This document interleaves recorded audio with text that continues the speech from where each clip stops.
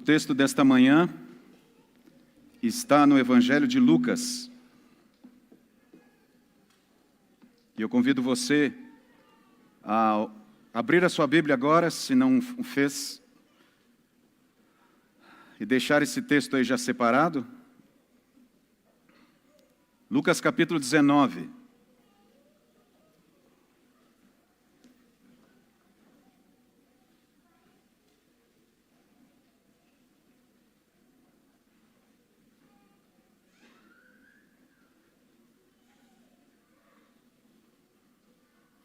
Eu tenho o privilégio nessa manhã de iniciar o primeiro momento, ou estar no primeiro momento do início dessa semana que nós conhecemos como Semana dos Jovens. E eu agradeço o privilégio de estar aqui e ser incluído nesse contexto jovem. Viu, André? Tudo bem para você? Se eu carregar essa observação, assim, vocês toleram? Tá bom. Quero agradecer ao André e ao Derek, toda a equipe de jovens querida, equipe querida da nossa igreja, que está mobilizada para essa semana ter momentos de comunhão e de adoração. E está todo mundo animado, né, André? Eu estou procurando o Derek aqui, não sei se ele está por aqui.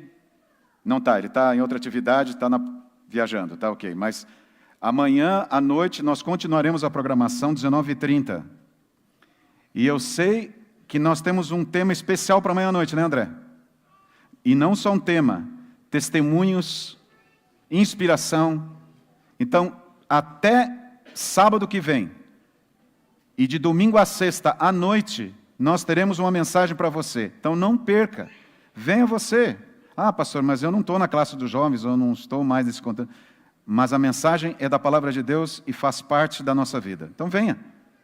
19h30 de domingo a sexta, é esse horário, né, André? O mesmo horário oficial da igreja e encerrando o sábado que vem no culto. Ore por essa equipe, ore pelos oradores, pela mensagem, e eu tenho certeza que Deus falará com você diretamente cada noite. Essa semana eu estava orando e organizando algumas temáticas para trazer para vocês. Eu gosto muito de orar, principalmente nas madrugadas, quando Deus me acorda e nós conversamos muito.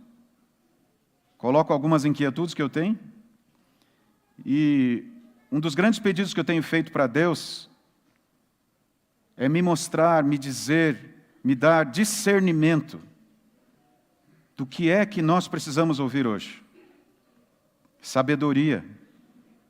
Porque vocês estão vendo aqui um homem finito, imperfeito, com os desafios que vocês têm, com a realidade desse mundo que a gente vive, e que também não sabe o que vai fazer. E eu confesso para vocês que orando a esse respeito, Deus me impressionou e eu já tenho separado uma sequência de temas para trazer para a igreja, alguns temas que eu encontro quando eu estou visitando vocês, alguns temas que eu encontro quando eu falo com vocês aqui, que vêm para mim e eu sei que nós precisamos estudar, mas me impressionou esse tema que você está vendo aí no slide. A aliança.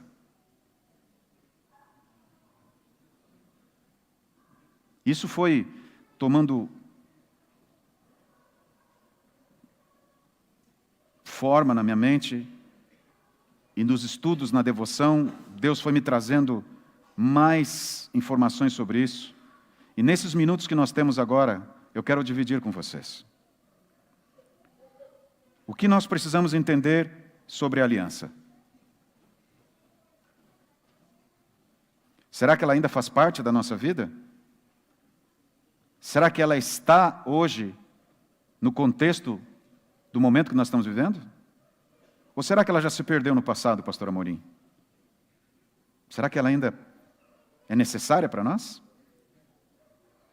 Então vá comigo agora para o Evangelho de Lucas, capítulo 19, conforme eu havia convidado você. E você que está em casa, olha, queridos aqui que estão conosco no Jardim América, vocês não imaginem quantas pessoas nos acompanham pela internet, no YouTube, na página da igreja, no Facebook. Então, vá você também comigo agora para essa viagem nos braços de Jesus, da história do seu povo, na história do plano da salvação, na sua história. Então abra sua Bíblia também, Lucas capítulo 19 e o verso 41. Esse é o texto que nós começamos. 19 e 41. A palavra de Deus diz assim: quando ia chegando, vendo a cidade, chorou.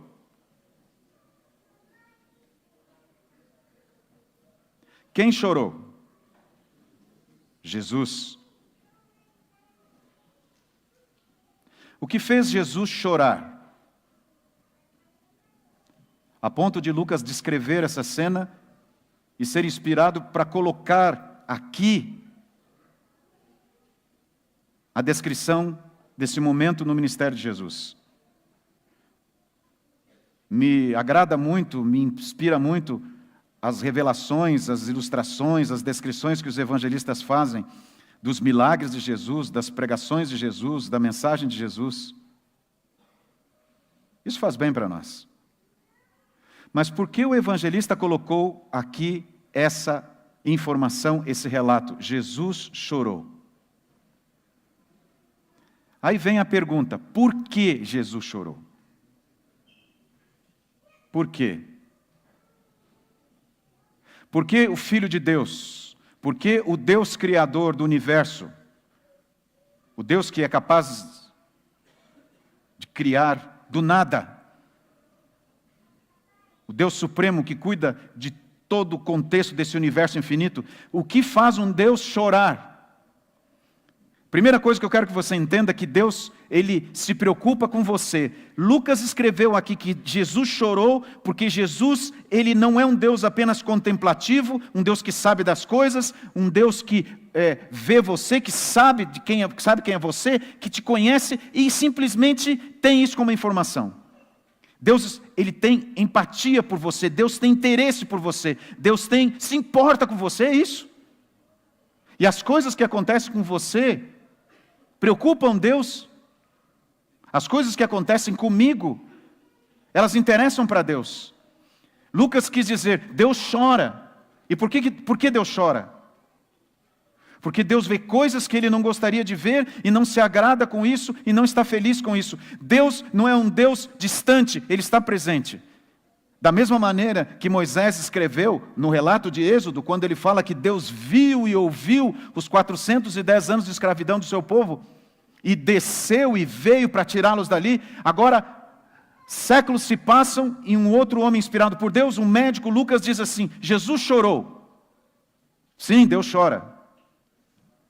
Quantas vezes nesta semana Deus chorou? Hoje, quem sabe, nessa madrugada, Deus chorou. Quando viu a decisão e a escolha que alguns jovens fizeram, que algumas moças fizeram. Decisões que mudarão a vida deles para sempre. E algumas delas destruirão para sempre. Mas volta comigo agora para o contexto. Logo na sequência, Lucas explica por que Jesus chorou. No capítulo 19, versos 42 a 44. E dizia, se conheceras por ti mesma, ainda hoje, o que é devido à paz, mas isto está agora oculto aos teus olhos. Aquelas pessoas que estavam lá, aquela nação, lá de cima do Monte das Oliveiras, Jesus contemplava a cidade de Jerusalém, ele via a beleza do templo, a luz do sol refletida no mármore, o brilho daquela construção erguida no Monte Moriá. Impressionava todo mundo. Jesus vê as pessoas caminhando de um lado para o outro, alguns indo em direção ao culto religioso, ao ritual do santuário, alguns sacerdotes, alguns judeus que estavam ali, israelitas vestidos, levando as suas marcas, levando os seus símbolos, andando de um lado para o outro, e Jesus chora. Por quê? Porque eles ali não estão vendo o que vai acontecer lá na frente.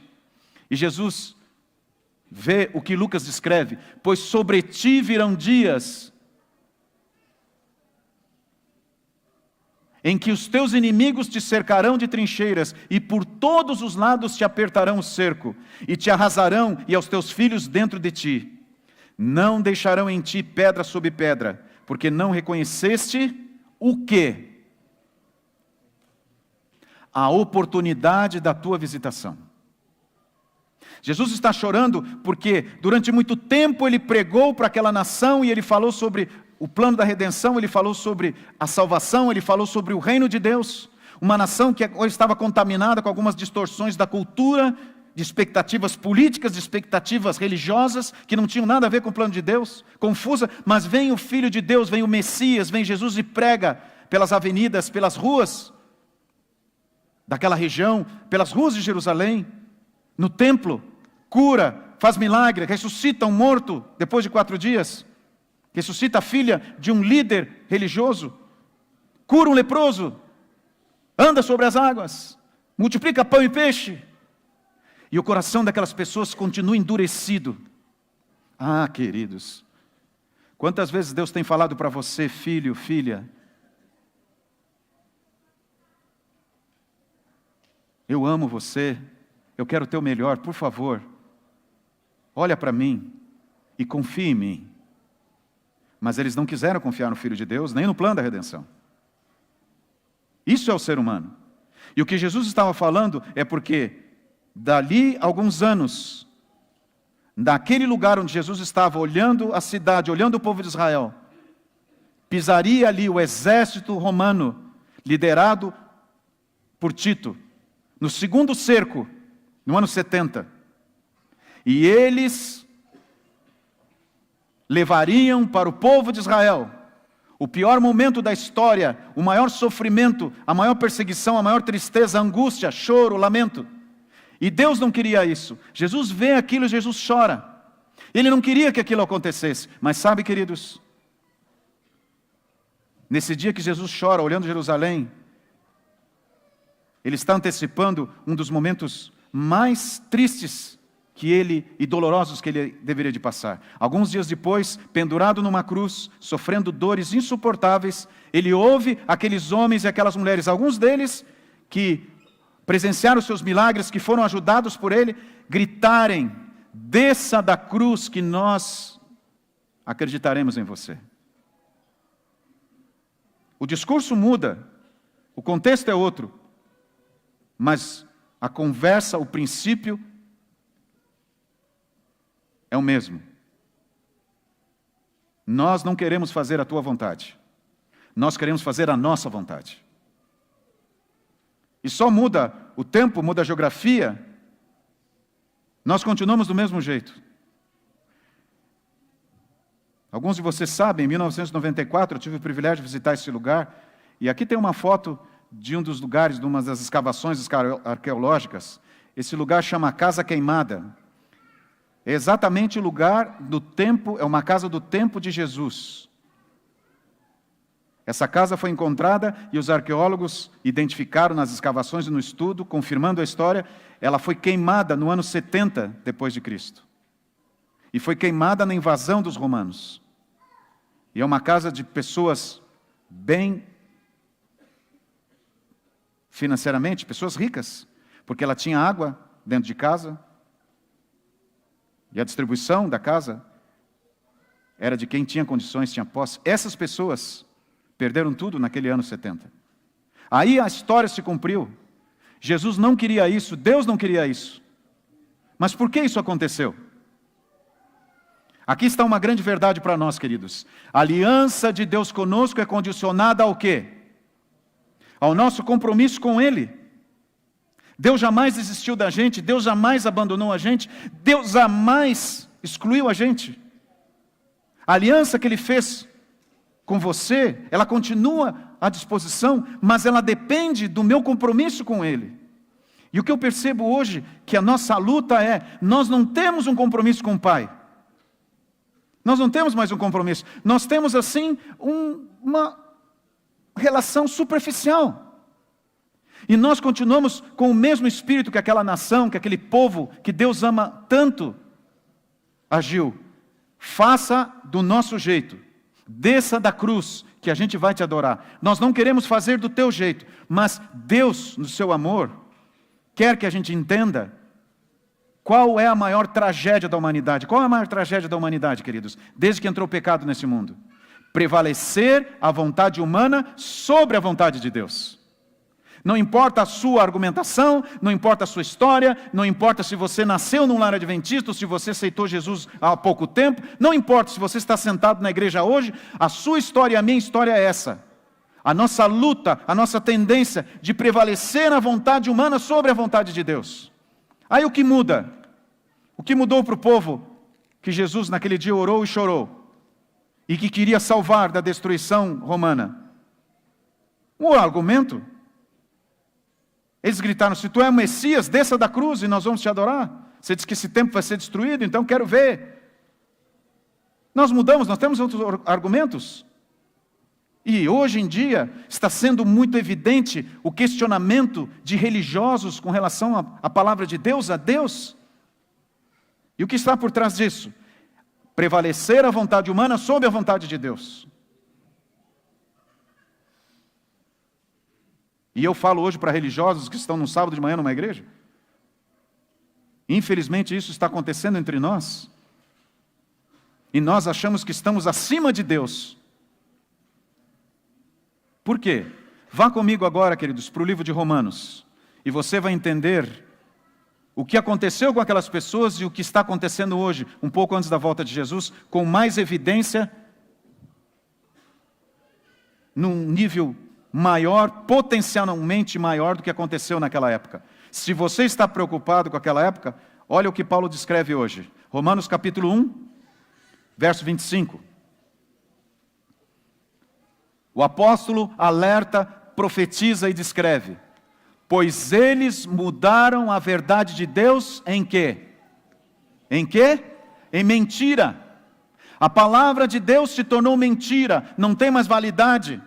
A palavra de Deus precisa ser reinterpretada. A palavra de Deus precisa ser reestudada. Tem que ser do jeito que eu quero, não tem que ser do jeito que Deus definiu. Eu tenho que dizer o que é, e eu tenho que fazer as coisas serem como eu acho que tem que ser.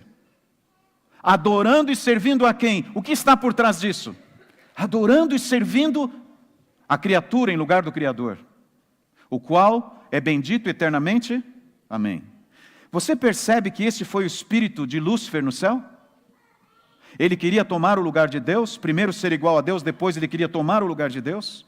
Quando ele fala para Eva, ele diz assim: o dia que você comer desse fruto, você vai ser o quê? Como Deus. E isso Satanás falou a verdade, porque hoje é o que nós mais queremos. Desça da cruz que nós te adoramos. Paulo descreve exatamente essa atitude, mas o que tem por trás dessa atitude? Você já deve ter ouvido falar sobre os imperadores romanos, e aí está um deles, Calígula, considerado um imperador louco, que desafiou muitas coisas e realizou coisas absurdas e sem sentido. E uma delas foi quando o seu exército, liderado por ele, seguiu numa batalha que ninguém entendia e ninguém imaginava. E nossa principal fonte para esse curioso relato está num biógrafo Suedônio, é um antigo biógrafo dos primeiros 12 imperadores.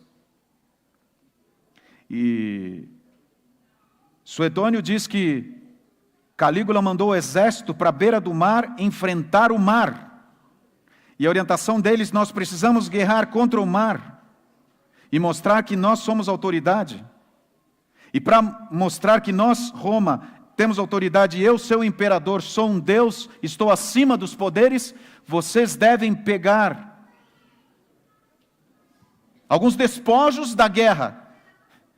E você acha ridículo isso? Mas a ordem para aqueles soldados e para todo o exército romano que montou toda a estrutura militar em volta na praia, de frente para o mar, sabe qual era? Colher conchas. Esse era o despojo da guerra. Colher conchas e colocar no seu capacete e depois colocar na sua túnica. Ridículo. Mas na loucura e na autossuficiência obstinada de um imperador, isso era necessário, era importante. Colher conchas. E sabe, esse absurdo de Calígula mostra algo que talvez nós estejamos fazendo. Muitas vezes você age como o exército do louco Calígula. Em vez de se preparar para enfrentar a grande batalha, se ocupa a maior parte do tempo colhendo as mais lindas conchas nas praias. E talvez eu esteja falando de alguém que passou a semana toda colhendo concha, porque acha que isso é bonito, acha que isso vai resolver os seus problemas, acha que isso é a coisa mais importante. Vivendo momentos fúteis, fazendo coisas fúteis, com situações fúteis, enquanto Jesus está chegando. Não estamos nos preparando para enfrentar a grande batalha, a grande luta, que é a mais antiga e mais verdadeira luta. Qual que é? Qual luta que você acha que é a sua maior luta? Você mesmo. A luta contra a sua natureza. Contra a sua natureza que se levanta e fala como o povo de Israel: desça da cruz, que nós vamos te adorar. E eu quero caminhar agora com vocês para finalizar essa mensagem entendendo isso de maneira prática na palavra de Deus. Vamos entender as 4 alianças relatadas na Bíblia. A primeira delas, por favor, olhe para cá e veja Noé. Noé é aquele homem que vivia num mundo extremamente contaminado pelo pecado. Gênesis capítulo 6. Vamos lá para Gênesis. E pode ficar com a tua Bíblia aberta que a gente vai ver agora uns textos juntos. E é importante que a gente veja toda a Bíblia falando a mesma linguagem. Gênesis capítulo 6, verso 18. A palavra de Deus diz assim: contigo, porém, estabelecerei a minha aliança. Entrarás na arca tu e teus filhos, tua mulher e a mulher dos teus filhos. Com quem Deus decidiu fazer uma aliança? Com um homem chamado Noé. Mas foi só com ele? A aliança de Deus não é só comigo. A aliança de Deus é também com aqueles que estão próximos de mim. A minha família. Os meus filhos, a minha esposa, o meu cônjuge. Os meus pais. A aliança é com todos. Agora um pouco mais para frente, no capítulo 9, verso 9, diz a palavra de Deus: eis que estabeleço a minha aliança convosco, com a vossa descendência. O que Noé precisava entender naquele momento? A aliança de Deus. Noé aceitou a aliança de Deus? Deus queria fazer uma aliança com Noé. Qual era a aliança? A condição, o sinal do compromisso. Qual era a aliança? Para Noé. Hã? Qual que era, igreja? Entrar na arca. Essa era a aliança para Noé. Mas ele entrar sozinho na arca? Não. Levar a sua esposa, os seus filhos e levar todos quanto fossem convidados e todos que aceitassem. E Noé fez isso durante anos. Ele pregou sobre a aliança. E Noé não só pregou sobre a aliança, queridos, Noé pregou sobre o juízo. O dilúvio é uma prova irrefutável de que ocorreu um juízo no passado. Esse período que antecedeu o dilúvio foi um período de preparo. E Noé avisando: Deus vai realizar um juízo executivo, Deus vai executar uma destruição para acabar com o pecado. É isso que Noé fazia. Mas Noé fazia isso e convidava aquelas pessoas para também entrarem na aliança. E o que aquelas pessoas precisavam fazer para aceitar a aliança? O que elas precisavam fazer? Uma coisa só. O que elas precisavam fazer? Entrar na arca. Mas a história diz para nós: conforme a relação que o próprio Jesus faz, acontecerá também outro juízo no final deste mundo mau. E esse juízo está consolidado também numa aliança. E a Bíblia continua. Veja a segunda aliança, Abraão. Gênesis capítulo 17, você está aí no livro de Gênesis, avance algumas folhas, versos 1 e 2. Diz a palavra de Deus: quando atingiu Abraão a idade de 99 anos, apareceu-lhe o Senhor e disse-lhe: eu sou o Deus Todo-Poderoso, anda na minha presença e sê perfeito.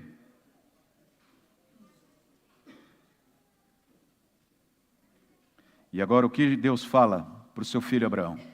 Farei uma aliança entre mim e te multiplicarei extraordinariamente. É isso que diz. Agora versos 9 a 10. Disse mais Deus a Abraão: guardarás a minha aliança. O que Deus fala para Abraão depois? Ele falou: eu vou fazer contigo aliança. Agora ele fala: guardarás a minha aliança. Tu e quem? A tua descendência. No decurso das suas gerações, esta é a minha aliança que guardareis entre mim e vós e a tua descendência. Qual que era o sinal da aliança de Deus com Abraão? Todo macho entre vós será circuncidado. Quando não é, qual que era a aliança? Qual que era o sinal da aliança? Entrar na arca. Ah, pastor, mas era a maneira de Deus dizer: você quer fazer aliança comigo? Entra na arca. Você quer fazer aliança comigo? Todo macho tem que ser circuncidado. Então, qual a condição, o sinal do compromisso com Abraão na aliança? Circuncisão. Você consegue perceber que Deus, em todo momento que Ele faz um convite, Ele coloca uma condição, Ele coloca um sinal, como a maneira de você poder dizer: eu aceito a tua aliança? Veja agora com o povo de Israel, terceira aliança. Êxodo capítulo 19, versos 5 e 6. Um pouco mais para frente aí também, você está perto do texto. Êxodo 19, 5 e 6.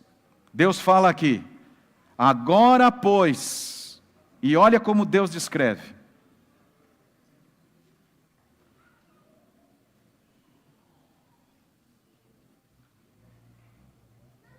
Se diligentemente ouvirdes a minha voz e guardardes o quê? A minha aliança. Deus novamente está falando sobre aliança, sobre compromisso. Então sereis a minha propriedade peculiar dentre todos os povos, porque toda a terra é minha. Vós me sereis reino de sacerdotes e nação santa. Deus novamente agora chama a geração de Abraão, os filhos de Abraão, e fala assim: agora nós vamos fazer um pacto, nós vamos fazer um compromisso. E o que acontece? Números, vamos lá no Pentateuco. Gênesis, Êxodo, Levíticos, Números, capítulo 10. Como que Deus se manifestou nessa aliança com o povo de Israel? Números capítulo 10, versos 33 a 36. Partiram, pois, do monte do Senhor, caminho de 30 dias, a arca da aliança do Senhor ia diante deles. Caminho de 3 dias, para lhes deparar lugar de descanso. Agora, veja aí na sequência. A nuvem do Senhor parava sobre eles de dia. Quando partiam do arraial, partindo a arca, Moisés dizia: levanta-te, Senhor, e dissipados sejam todos os teus inimigos. E olha só, e fujam diante de ti os que te odeiam. E quando pousava, dizia: volta, ó Senhor, para os milhares de Israel. Aqui está uma declaração mostrando que Deus estava presente entre eles. Mas qual que era o sinal da aliança entre eles, queridos? A arca da aliança. Era uma caixa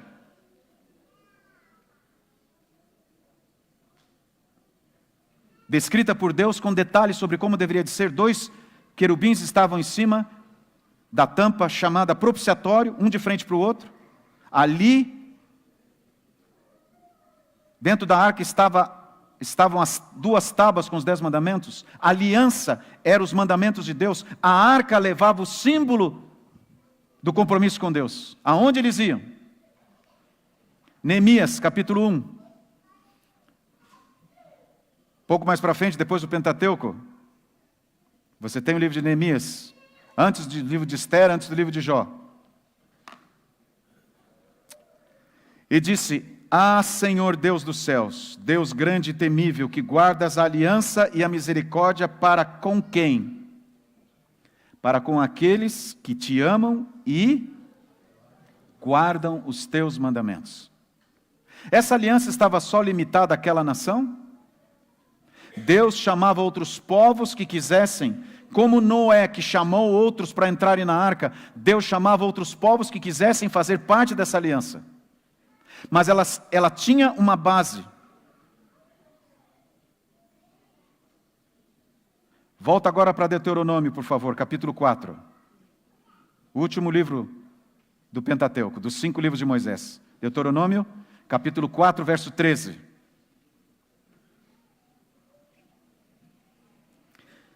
Então vos anunciou ele a sua aliança, que vos prescreveu.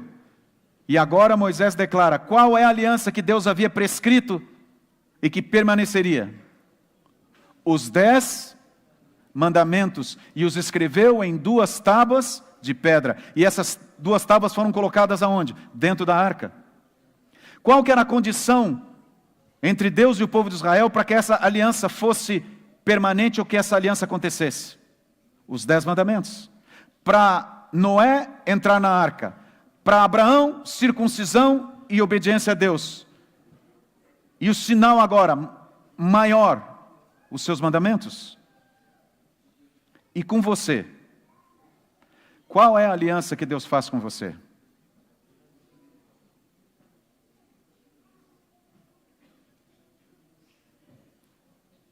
Será que Deus está fazendo uma aliança com você ou quer fazer uma aliança com você hoje?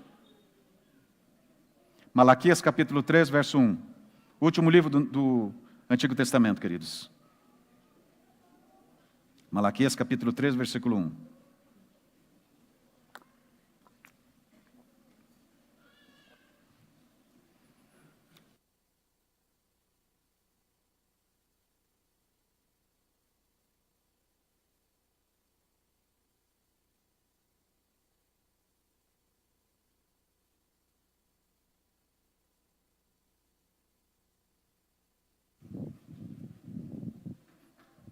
Malaquias capítulo 3, versículo 1. Eis que eu envio o meu mensageiro. Quem é esse mensageiro profetizado? Que preparará o caminho diante de mim. De repente virá ao seu templo o Senhor, a quem vós buscais. O anjo do quê? Da aliança. Mas quem é esse anjo da aliança? A quem vós desejais, eis que ele vem, diz o Senhor dos Exércitos. De quem é que o profeta Malaquias está falando aqui? Jesus. Jesus vem, o Deus Criador, ele vem, está presente, Deus tocando, Deus curando, Deus salvando, ali, para quê? Para concretizar a promessa da aliança, para renovar a aliança com um povo que havia sido rebelde, se afastado, quebrado a aliança com Deus. Deus desistiu desse povo? Não.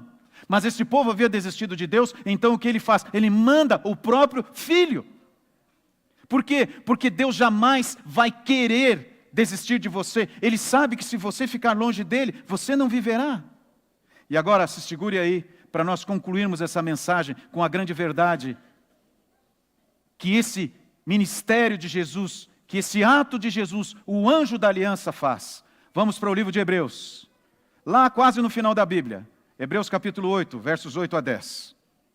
E se segure aí, porque Deus quer que você entenda algo muito importante, que pode e vai mudar a sua vida e a minha vida. Tito, Filemão, Hebreus, aí vem Tiago, aí está o livro de Hebreus, capítulo 8, versos 8 a 10. Está escrito aí. E eis, aí vem dias, diz o Senhor, e firmarei o que, queridos? Nova aliança com a casa de Israel e com a casa de Judá, não segundo a aliança que fiz com seus pais. Por quê? Vai mudar alguma coisa? O que vai mudar aqui? Alguns dizem que a lei foi abolida, que acabou, que agora é só pela graça e pode fazer o que quer ou não precisa, salvação, e alguns andam pregando por aí uma graça assim. O que Paulo explica? No dia em que os tomei pela mão para os conduzir até a terra do Egito, aquela aliança que eu falei para vocês, que Moisés descreve lá em Deuteronômio, em Êxodo, em Números, ele tomou pela mão e tirou da terra do Egito, pois eles, o que fizeram, queridos? Qual foi o problema da nação de Israel? Não continuaram na aliança. Por que eles não continuaram na aliança? E eu não atentei para eles, diz o Senhor. Quem é que decidiu quebrar a aliança? Foi Deus? Não, foi o povo de Israel. E quando que o povo de Israel quebrou a aliança? Noé precisava entrar na arca, confiar em Deus, obedecer a Deus. Obedecer era que entrar na arca. Abraão era andar na presença de Deus, ser fiel a Deus, mas tinha que fazer o quê? Circuncisão. Obedecer a Deus, mas tinha o sinal. Agora, qual era a grande aliança? Os 10 mandamentos. Eles se envolveram em idolatria, eles quiseram fazer a própria vontade, eles quebraram o pacto com Deus. E Paulo diz, porque esta é a aliança que firmarei com a casa de Israel. Agora havia novamente a ação de Deus vindo, o anjo da aliança vindo, para quê? Depois daqueles dias, diz o Senhor, qual é? Na sua mente, imprimirei o quê? As leis de Deus perderam o sentido? Os 10 mandamentos perderam? O assim diz o Senhor não existe mais, eu posso fazer as coisas do meu jeito? Deus disse, ainda está em vigor a minha lei, porque a lei de Deus é perfeita, a lei de Deus é o caráter de Deus, a lei de Deus nos protege contra o pecado e o sofrimento. Quando eu na minha obstinação questiono Deus, quando eu na minha obstinação argumento com Deus, quando eu na minha obstinação digo, desça da cruz que eu vou te adorar, faça do meu jeito, eu quero uma religião do meu jeito, eu estou fazendo o quê? Obviamente, de maneira prática, quebrando a aliança, simples assim. Mas Deus fala assim, eu tenho poder para colocar a minha aliança, os meus mandamentos aonde? Na sua mente e no seu coração. Quem é que faz a obra de colocar a aliança, a lei de Deus, a vontade de Deus na minha mente? O Espírito Santo. É por isso que Paulo diz em Romanos capítulo 12, e não vos conformeis com esse mundo, mas renovais o quê? A mente. Nós estamos confusos, nós estamos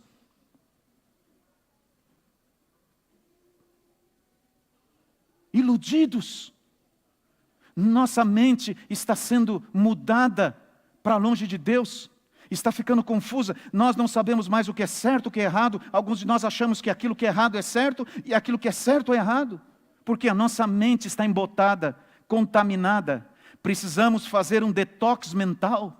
A gente fala tanto de detox, né? Vou melhorar meu corpo. Nós temos que fazer um detox mental. De que maneira? Pela obra do Espírito Santo. E como que eu faço isso, pastor? Se ajoelha diante de Deus e fala assim, eu não confio em mim, por favor, muda o meu coração de pedra. Tira de mim esses sentimentos maus que eu tenho. Eu quero fazer a tua vontade, só a tua vontade. E aí Deus fala, quando a obra de Deus acontece. E quando que a obra de Deus acontece, querido? Quando a obra de Deus acontece, querida? Você que está me vendo aí, na sua tela. Quando que essa obra acontece? Somente quando que Deus pode realizar a sua aliança comigo? Quando eu faço um compromisso com Ele, quando eu permito. Mas Deus jamais desistiu de você. Hebreus capítulo 10, olha aqui. Novamente Paulo repete, mas agora com outro contexto, com outro reforço. Ele diz, e dito isso nos dá testemunho também o Espírito Santo. E agora é o Espírito Santo afirmando isso. Após ter dito, esta é a aliança, olha novamente, o que o Espírito Santo fala? O que Jesus fala, o que Deus fala, a Trindade toda fala a mesma coisa. E o que a Trindade fala? Eu quero fazer uma aliança com vocês. Eu quero um compromisso. Eu quero algo definido, eu quero uma marca em vocês. Vocês são um povo santo, vocês não são iguais aos outros, por favor. Entenda isso. Diz o Senhor, porém no seu coração, aí Paulo repete novamente, porém no seu coração o quê? As minhas leis. E sobre a sua mente, inscreverei. Agora Deus fala, eu não quero que esteja escrito em tábuas de pedra, eu quero que agora fique aonde? No lugar onde sempre deveria ter estado e não estava. Além da arca da aliança, onde deveria de estar? No coração. Queridos, essa aliança que Deus faz com você e comigo, ela é definida numa atitude muito clara. Qual que é o sinal de compromisso? Eu preciso amar a Deus e adorá-lo como Senhor da minha vida. Obedecê-lo, não importa que mandamento Ele mandou, mesmo que isso seja contra a minha natureza, eu tenho que dizer, eu vou ser obediente e ponto. Senhor, me ajuda, muda a minha mente. Querido Espírito Santo, muda. Será que o Espírito Santo vai atender você? Em nome de Jesus, será que Ele vai atender? Vai, porque Ele prometeu que vai, é esse o plano, escrever. Nós temos o nosso coração tomado por nós, é a nossa vontade. No trono do nosso coração está o meu eu. Ah, Marco, quantos anos você é pastor? Você fez faculdade de teologia, você tem um mestrado, você tem um doutorado, então você tem o direito, diante de Deus, de argumentar com Deus. Eu acho que você conhece um pouco de religião, né, Marco?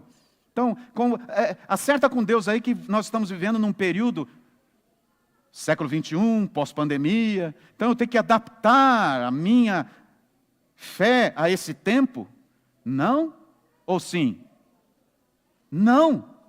O mesmo Deus que fez aliança com Noé, o mesmo Deus que fez aliança com Abraão, o mesmo Deus que fez aliança com Israel, é o mesmo Deus que quer fazer aliança com você. E o que Ele diz? Guarda os meus mandamentos, me aceita como Senhor da sua vida. E por que isso é importante, queridos? Por que isso é importante? Eu quero que você veja essa animação agora e entenda um pouco do santuário. O santuário era exatamente o modelo daquilo que Deus havia revelado para Moisés. Era modelo por quê? Porque era uma cópia. Se existe um modelo, existe uma cópia, existe o quê? O original. E Deus revelou para Moisés o modelo do santuário que existe no céu. E como era essa construção, como era esse lugar? Presta atenção aqui, para você ver. Essa animação mostra ali o pátio, a tenda armada no deserto. Havia um pátio em torno dessa tenda. E nessa tenda, dentro desse pátio, já havia alguns móveis. Qual que era a dimensão desse santuário? Ele media 50 metros de comprimento e 20 metros de largura. Ele ficava no centro do acampamento de Israel. Mas dentro desse pátio havia uma tenda, que também tinha alguns móveis, fora dessa tenda e dentro dessa tenda. Essa tenda se chamava tabernáculo, santuário. Essa tenda media 15 metros de comprimento e 5 metros de largura. Mas essa tenda não era uma construção única, ela era dividida em duas partes. Dentro dela havia 2 compartimentos. O santo, que era o primeiro, o maior, e o santíssimo. O santo, ele tinha a sua dimensão, e a dimensão do santo era 10 metros de comprimento. E a dimensão do santíssimo era de 5 metros. E não havia só exatamente essa dimensão, porque essa foi a dimensão que Deus deu para Moisés, que Deus falou para Moisés que ele deveria de seguir. Havia no santuário, dentro do santuário, alguns móveis que tinham algum significado. Por exemplo, aqui no santo, que era a primeira parte, aqui onde você está vendo, havia ali o quê? Um candelabro, que sempre permanecia aceso. Aqui na frente uma mesa com 12 pães. E aqui mais perto dessa cortina, aqui era uma cortina, havia um altar de incenso. O incenso que Deus orientou Moisés como deveria ser feito. A composição, a fórmula desse incenso foi dada por Deus. E só podia ser usada por Deus. No santuário, conforme a orientação de Deus. Não podia ser usada por nada. Então aqui, no primeiro compartimento, que era o santo, de 10 metros, você tinha a mesa com os pães, o candelabro, a menorá e o altar de incenso. Aqui você passava uma cortina, porque aqui estava o Santíssimo. O que havia no Santíssimo? A arca coberta de ouro. Ali dentro daquela arca estava o quê? O símbolo da aliança. Qual que era o símbolo da aliança? A tábua com os 10 mandamentos, ela estava ali. Mas havia algo muito significativo naquele Santíssimo, naquele compartimento de 5 metros. Havia a arca. E em cima da arca estava a tampa, que era chamada propiciatório. Propiciatório quer dizer, no original, que cobre. Cobria o quê? A tábua dos 10 mandamentos. E em cima daquela tampa do propiciatório estava a imagem de 2 anjos querubins, um voltado para o outro, e as pontas das asas se tocavam. Ali naquele meio estava o Shekinah. Ali estava a glória de Deus. Ali estava o trono de Deus. Ali Deus se manifestava. Por isso que ninguém poderia entrar naquele lugar. Somente quem poderia entrar ali? O sumo sacerdote. Ali tem a arca, o modelo da arca, né, Gê? O sumo sacerdote, mas só podia entrar quando? Uma vez por mês. E o que ele realizava naquele lugar? A expiação. Era o dia do juízo para o povo de Israel.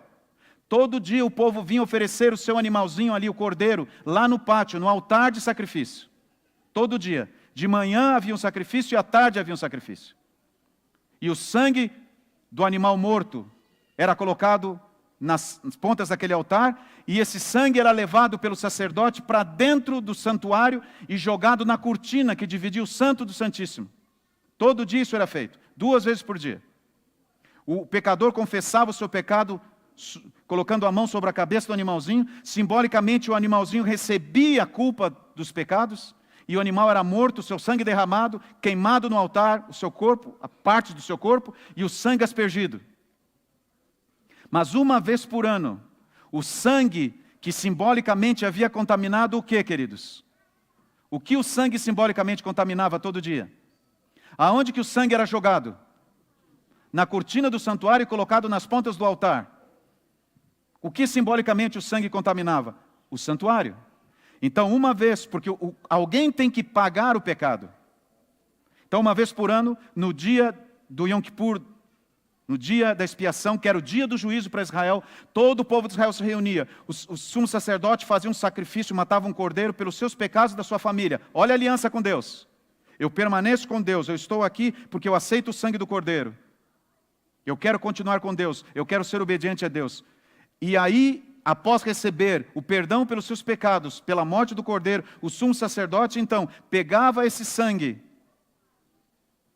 e colocava sobre o altar lá fora. Mas aí havia 2 bodes. 2 bodes. E era feito o sorteio. Um bode seria o bode emissário, chamado bode Azazel, e outro bode seria o bode expiatório. O bode expiatório era morto, e o sangue desse bode expiatório era levado para dentro do santuário.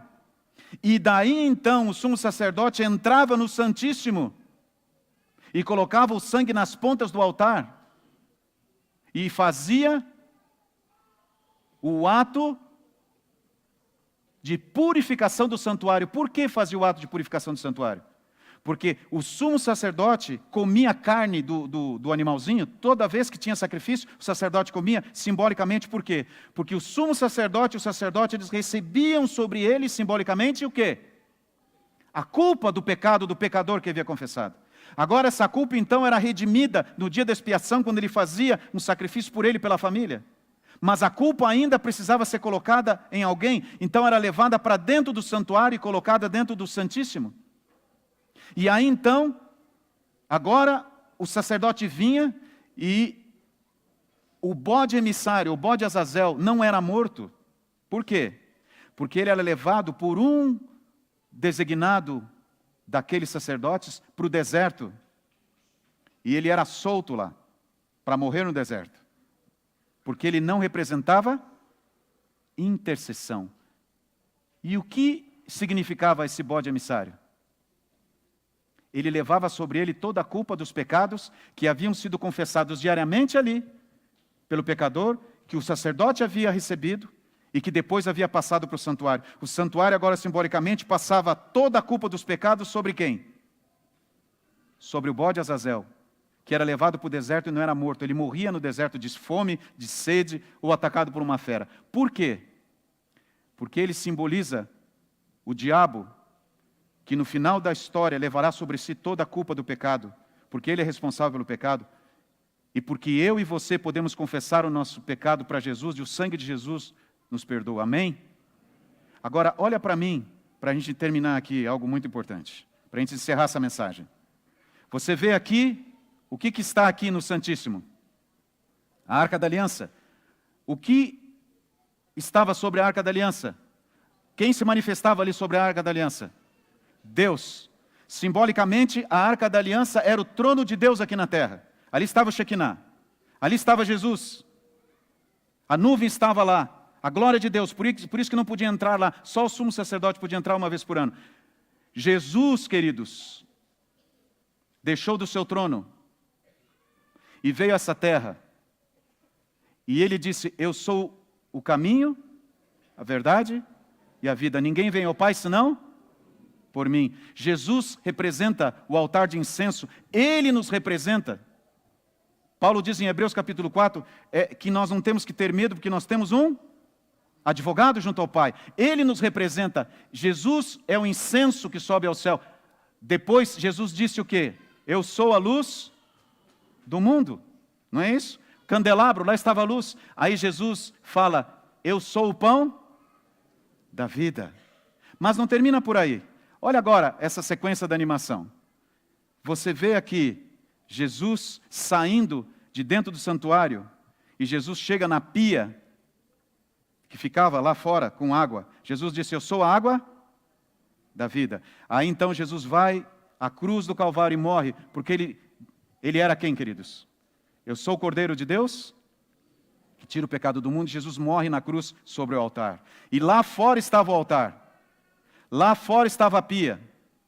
Jesus é a água da vida, mas Jesus é o Cordeiro de Deus morto sobre o altar. Ele desce do trono para morrer numa cruz. E nós fazemos o que, queridos? Nós fazemos o caminho inverso. A gente entra no santuário e passa pelo altar do Cordeiro, por quê? O que Jesus falou? Quem crer em mim, ainda que morra, viverá. Porque Deus amou o mundo de tal maneira que fez o quê? Que deu o Cordeiro, seu Filho, lá no altar. E Jesus disse para mim que se eu beber da água da vida, eu vou ter vida eterna. Está lá a água. Eu entro, Jesus fala para mim o quê? Vocês são a luz do mundo, está lá o candelabro. E o que eu preciso fazer diariamente? Eu preciso comer do pão. O pão que está ali sobre a mesa. O pão da vida. Quem é o pão da vida? Jesus. Aí, pelo direito, eu posso orar a Deus. E as minhas orações, como aquele incenso, sobem como um cheiro suave para Deus. Eu posso clamar por mim, para que Deus mude a minha mente. E então eu terei o direito. E eu tenho o direito, por Cristo Jesus, de me achegar aonde, queridos? Ao trono? Ao trono da graça. Não é maravilhoso isso, queridos? Por que eu posso chegar no trono da graça? Pelo sangue do Cordeiro. Porque eu passei pelo altar. O Cordeiro foi morto por mim. E aí Paulo termina, e eu quero ler com vocês esse texto. Capítulo 10, verso 17. Também acrescenta, de nenhum modo, quem é que está falando? O Espírito Santo. Me lembrarei dos seus pecados e das suas iniquidades para sempre. Você percebe? Alguém aqui, só você sabe que quebrou a aliança com Deus? Você é alguém que tem argumentado com Deus, tem questionado Deus. Você tem dito para Deus, desça da cruz que eu te aceito. Faça a religião ser como eu quero que seja. Melhore, modernize essa religião que eu vou te seguir. Eu quero fazer isso. Eu estou falando para alguém que está questionando a aliança com Deus? Ah, meu querido, Jesus está aqui nessa manhã te dizendo, filho, volta para mim, para de brigar comigo, eu te aceito, eu te perdoo, e pelo sangue de Cristo nenhum pecado teu ficará contigo. Por quê? E os últimos textos dessa manhã, queridos, Apocalipse 14, versos 6 a 7. Abra a tua Bíblia aí, por favor, ou vá comigo lá para Apocalipse.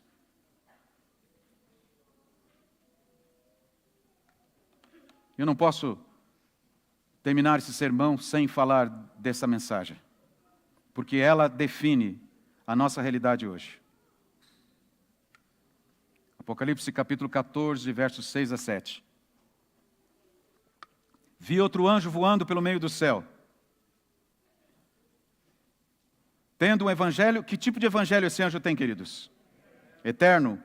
Não é um evangelho que começou agora, nem terminou no passado. A aliança de Deus é eterna com você e comigo. Amém? Para pregar aos que se assentam sobre a terra, então é para mim e para você. Então precisamos ouvir e entender isso. E ele diz, e a cada nação, e tribo, e língua, e povo, dizendo em grande voz, não é algo para ficar escondido, não é algo para ficar oculto, para ficar só cochichando, não. É para todo mundo ouvir. O que Deus fala? Ele diz, temei a Deus e dai-lhe glória.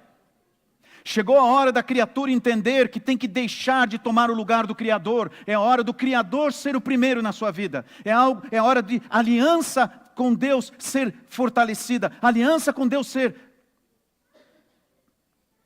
confirmada. E adorai aquele que fez o céu e a terra e o mar e as fontes das águas. Por quê? Por que eu preciso fazer isso, queridos? Porque é chegada a hora do seu juízo. Nós estamos vivendo no tempo do juízo, poucos momentos antes da volta de Jesus. O momento que Noé pregou era um momento de juízo. Noé pregou, entrem para a aliança de Deus. E qual era a aliança com Deus? Que sinal havia? Entrar na arca. Agora nós estamos pregando, a palavra de Deus está dizendo, por favor, filho, entra numa aliança comigo. Olha o que diz no verso 7.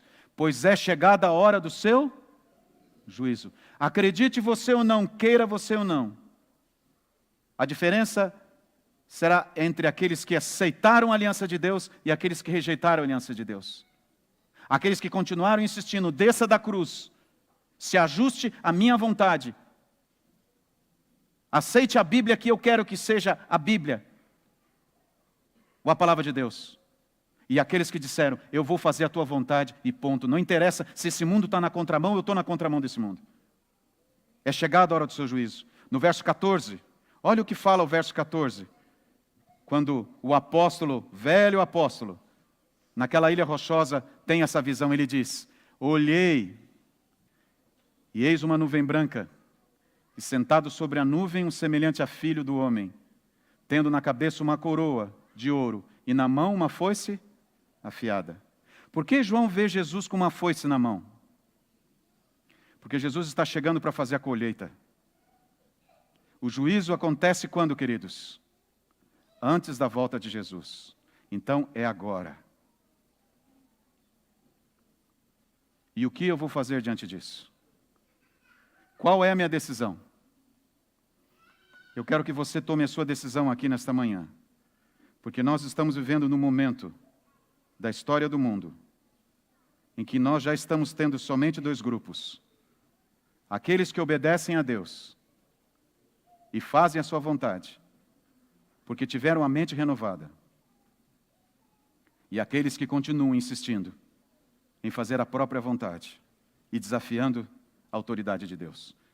Com quem você vai querer estar? A vida eterna está aqui oferecida para você hoje. A diferença é a sua escolha. A sua vontade ou aliança com Deus. Pensa nisso e entenda. Porque o Cordeiro já foi morto. E agora está esperando você no reino dos céus.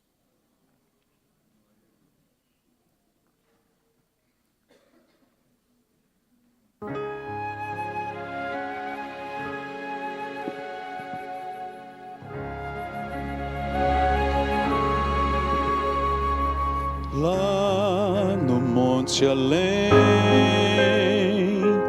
eis a rude cruz, onde alguém está em aflição. É o meu Senhor que do céu desceu conceder-me salvação.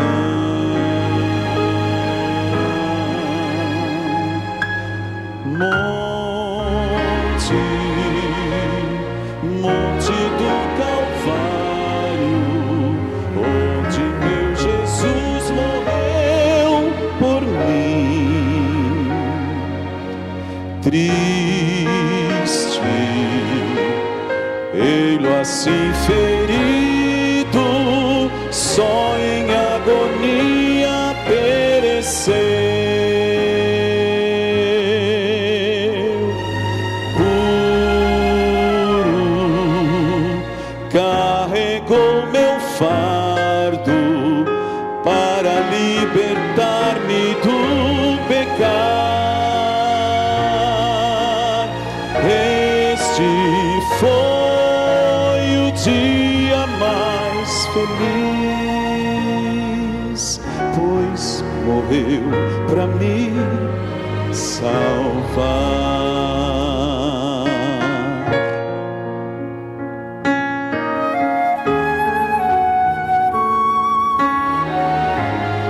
Pensa em Jesus olhando aquela multidão lá no monte além.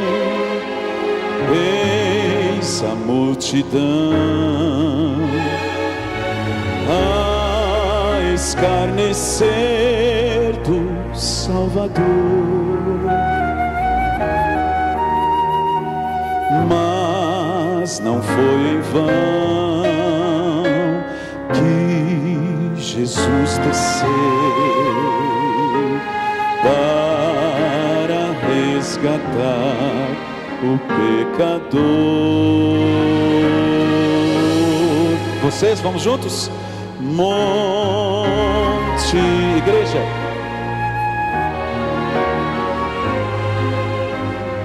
Onde meu Jesus morreu por mim, triste, ei-lo assim ferido, só em agonia perecer, puro, carregou você, amém. Para quê? Do pecar, este foi o dia mais.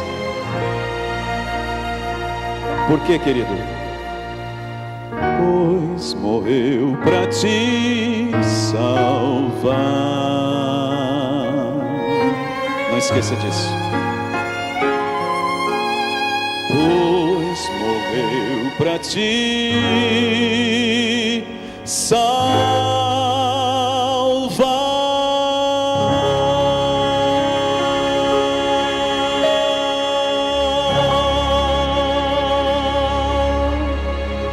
Amém? Você acredita nisso? Acredita nisso? Acredita nisso. Nesse momento o céu está olhando para nós, queridos. E a grande pergunta que Jesus faz é: filho, você me aceita como Senhor da tua vida? Filha, você me aceita? O que você diz para Jesus? Se você diz sim, levanta aí. Em nome de Jesus. Nada pode nos separar do amor de Deus. Nada. Querido Pai, nós podíamos parar aqui neste momento. E que bom seria se pudéssemos olhar para o céu e ver o nosso Salvador chegando para nos buscar. Mas ainda temos mais um tempo aqui. Mas não importa quanto tempo. O que importa é, eu quero confirmar a minha aliança contigo. Eu quero ter um compromisso contigo. Eu quero que Jesus seja Senhor da minha vida. Eu quero adorá-lo como Criador, como meu Deus, como meu Pai. Perdoa o meu coração mau e duro. Renova a minha mente. Coloca a tua lei na minha mente e no meu coração, escrita com teu dedo pelo poder do Espírito Santo.